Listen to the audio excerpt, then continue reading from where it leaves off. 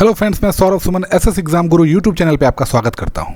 आज हम जो शिक्षक बहाली के लिए डॉक्यूमेंट वेरिफिकेशन डीवी के संबंध में दस्तावेज सत्यापन के लिए जो नोटिस आया उसके रिक्वायर्ड डॉक्यूमेंट्स के बारे में आपको एक बार फिर से जानकारी देंगे। पहले आप बीपीएससी के साइट पे जाइएगा तो आपको ये नोटिस मिलेगा। 28/8/2023 को बीपीएससी के एग्ज़ाम कंट्रोलर के द्वारा ये डॉक्यूमेंट्स अपलोड किया गया है कि आपको आपका डॉक्यूमेंट वेरिफिकेशन दिनांक 4/9/2023 से 12/9/2023 तक आपके जिला स्तर पर किया जाएगा। राज्य से बाहर के अभ्यर्थियों का दस्तावेज सत्यापन पटना मुख्यालय में कराया जाएगा। तो अभी मैं आपको रिक्वायर्ड डॉक्यूमेंट्स के बारे में एक बार फिर से बता रहा हूं, आप उसको ध्यानपूर्वक देखें कि रिक्वायर्ड डॉक्यूमेंट्स आपके कौन कौन से हैं। तो चलिए हम शुरुआत करते हैं आपके रिक्वायर्ड डॉक्यूमेंट्स के बारे में। तो लेटेस्ट डॉक्यूमेंट्स आपके क्या क्या हैं, ये बात हम लोग जानकारी ले लेते हैं। देखिए, सबसे पहले है न्यू फॉर्म। अब आप बोलेंगे कि न्यू फॉर्म क्या हो गया? तो अभी बहुत सारे अभ्यर्थियों के लिए 1 तारीख से लेके मौका आया है कि आप अपने फॉर्म के में करेक्शन कर सकते हैं। जैसे किसी के सर्टिफिकेट में सीरियल नंबर में गलती हो, जेंडर, डेट ऑफ बर्थ या कहीं पे कास्ट के बारे में गलत जानकारी हो गई है, तो आप उसको सुधार कर लीजिए। अगर आप बीएड अपीयरिंग थे, बीएड का रिजल्ट आ गया है, तो आप मार्कशीट और प्रोविजनल लगा सकते हैं। अगर आप सीटेट और बीटेट, लेकिन अभी के समय में आज के डेट में सीटेट और बीटेट का रिजल्ट नहीं आया है, तो आप जो भी डॉक्यूमेंट्स अटैच कर रहे हैं या सुधार कर रहे हैं उसका आप जब पीडीएफ जनरेट करिएगा वही लेके आइएगा। क्योंकि अगर आपने अपने डॉक्यूमेंट में चेंज किया है तो आपका पुराना पीडीएफ कोई काम का नहीं रहेगा, क्योंकि उसमें दर्ज सीरियल नंबर है जो गलत था, आपने उसका करेक्ट कर लिया है, वो वहाँ पे गलत चला जाएगा। तो आप न्यू फॉर्म करेक्शन के बाद उसका पीडीएफ आप प्रिंट ले लीजिएगा साथ में। सेकेंड डॉक्यूमेंट्स में आएगा 10th मैट्रिक, 12th इंटर के मार्कशीट और सर्टिफिकेट। क्योंकि आपका डेट ऑफ बर्थ आपके 10th के मार्कशीट से ही देखा जाता है और उसको वहीं से वेरीफाई किया जाता है, इसलिए आपके 10th और 12th के मार्कशीट और सर्टिफिकेट, पासिंग सर्टिफिकेट्स दोनों जरूरी है। ग्रेजुएशन, आपने अगर ग्रेजुएशन किया है तो अगर आपके यहाँ ग्रेजुएशन का सिस्टम ऑल सेमेस्टर वाइज है या ईयर वाइज है, दोनों में से जो भी है आपके यहाँ, तो आप उसके मार्कशीट और सर्टिफिकेट लेके आएंगे। अगर आपके यहाँ सर्टिफिकेट नहीं आया है तो आप उसके प्रोविजनल लेके आइएगा। अब आता है पात्रता परीक्षा में और दक्षता परीक्षा में। तो आप देख लीजिए कि डीएलएड और बीएड जिसके हर जो भी टर्म से परीक्षा होता है, चाहे वो सेमेस्टर वाइज हो चाहे वो ईयर वाइज हो, उसके हर एक सेमेस्टर या हर एक ईयर का मार्कशीट और सर्टिफिकेट जो अपीयरिंग है बहुत सारे, क्योंकि आपको पता है कि इस बार मौका मिला है अपीयरिंग को फॉर्म भरने के लिए, वो एफिडेविट जो उन्होंने डाला था वो भी लेके आएंगे। साथ में आप अपना एडमिट कार्ड भी लेके आइएगा।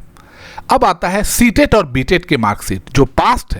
जो पास कैंडिडेट हैं सीटेट और बीटेट में, वो उसके मार्कशीट और सर्टिफिकेट लेके आएंगे।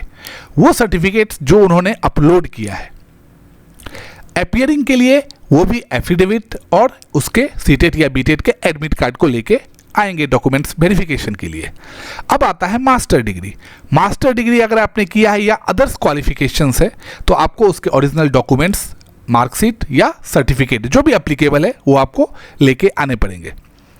नेक्स्ट में आता है एस्टेट के 1 और 2 के जो पेपर होंगे उसके जो मार्कशीट होते हैं वो भी आपको लेके आना पड़ेगा। अभी आपको पता होगा कि अभी जो कॉमर्स का एस्टेट हुआ है 2022 वाला, उसमें सिर्फ कंप्यूटराइज जो मार्कशीट है वही उपलब्ध है, तो आपको वो लेके आना पड़ेगा। अब आता है वैसे डॉक्यूमेंट्स जो आपने अभी बनवाए हैं, जिसमें आता है आपका अस्थाई निवास प्रमाण पत्र, जिसको हम लोग डोमिसाइल भी कहते हैं। उसमें भी आप ये देख लीजिएगा कि विवाहित महिलाओं के लिए कहाँ से बना है, जिसके बारे में बताया गया था वही होना चाहिए। Caste certificate, non creamy layer certificate, economical weaker section के लिए जो सर्टिफिकेट्स होते हैं, जितने भी सरकारी संस्थान से बनाए गए डॉक्यूमेंट्स हैं जिनको आपने अपलोड किया है, फॉर्म में सबमिट किया है, वो आप लेके आएंगे। एडमिट कार्ड, जो आपके पास ई एडमिट कार्ड आपने डाउनलोड किया था जिसके आधार पे आपने पेपर दिया है, आप वो भी लेके आएंगे। क्योंकि उसी से पता चलेगा कि आप स्टेट के, आप 9, 10, 11, 12 के अपियरिंग कैंडिडेट रहे हैं इस एग्ज़ाम के।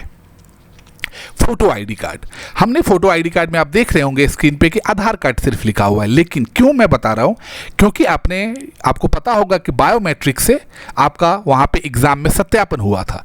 तो जब बायोमेट्रिक से एग्जाम में सत्यापन हुआ था तो बायोमेट्रिक आधार कार्ड से ही चलता है। तो आपको आधार कार्ड लेके रिक्वायर्ड है कि आपने आधार कार्ड आपको लेके जाना पड़ेगा। साथ में आप पैन कार्ड, पासपोर्ट या ड्राइविंग लाइसेंस भी लेके जा सकते हैं। कलर फोटोग्राफ, अब आपने जो एग्जाम में फोटोग्राफ दिए हैं, अब आप सोचोगे कि वेब कैम से लिया हुआ फोटोग्राफ या बाद में डाला हुआ फोटोग्राफ। तो जब आप एडमिट कार्ड डाउनलोड कर रहे थे उससे पहले आपको फोटो अपलोड करने के लिए कहा गया था, उसकी आप कम से कम 5-6 कॉपी रख लें, उस फोटोग्राफ्स के साथ में लेके जाएं। अब आता है डिसेबिलिटी सर्टिफिकेट, ये दिव्यांगजन भाइयों के लिए है, अभ्यर्थियों के लिए है कि उन्होंने जितना प्रतिशत का डिसेबल सर्टिफिकेट बनवाया था अपने नज़दीकी जिला अस्पतालों से, क्योंकि आपको पता है कि अस्पतालों में पहले PMCH, IGMS ये सब था, लेकिन बाद में इसको शिथिल कर दिया गया और डिसेबिलिटी सर्टिफिकेट जिला स्तर पर करवाया गया है। आप वो लेके आएंगे। अगर आप स्वतंत्रता सेनानी के रिश्तेदार हैं तो आपको उनका डॉक्यूमेंट्स लेके आना पड़ेगा। तो ये सब मुख्य डॉक्यूमेंट्स हैं जो आपको डॉक्यूमेंट वेरिफिकेशन के लिए 4 तारीख से अपने जिला मुख्यालय में लेके जाने पड़ेंगे, और ये एसेंशियल है। अगर इसको लेके आप नहीं जाते हैं तो आपका कैंडिडेचर कैंसिल हो जाएगा, और ये सब में कोई फर्जी नहीं होना चाहिए। अब 1-2 समस्या बहुत सारे लोगों के मन में ये होगा कि अगर मैं आज लेके नहीं जा पाया, आज मतलब जिस दिन आपका डॉक्यूमेंट वेरिफिकेशन के लिए आप जा रहे हैं, तो आप कि कुछ डॉक्यूमेंट्स में कमी हो गई, तो आप अगले दिन उसको लेके जा सकते हैं और अपना डॉक्यूमेंट्स वेरिफिकेशन करके उसकी फॉर्मेलिटी कंप्लीट कर सकते हैं।